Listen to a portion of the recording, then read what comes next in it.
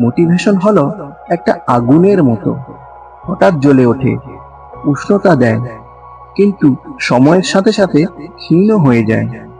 কিন্তু অনুশাসন, অনুশাসন হলো সেই সূর্যের মতো, যে প্রতিদিন একটা নিয়ম মেনে সঠিক সময় উদিত হয়। মেঘে ঢাকা থাকলেও সে নিজের আলো হারায় না। ডিসিপ্লিন আসলে কি?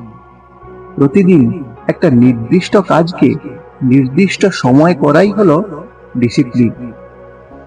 তুমি তোমার জীবনে যে ছোট ছোট অভ্যাসগুলি রোজ পালন করো, সেটাই হলো ডিসিপ্লিন। যেমন রোজ সকালে উঠে ব্রাশ করা। সকালে উঠে ব্রাশ করার জন্য তোমার কোনো মোটিভেশনের প্রয়োজন হয় না। এই কাজটা করার জন্য তোমাকে ভাবতেও হয় না। সকালে উঠলেই তোমার ব্রাশ করবার কথা মনে পড়ে, আর এটাই হলো ডিসিপ্লিন। এটা শুনতে ছোট মনে হলেও এটা একটা অনেক বড় কথা।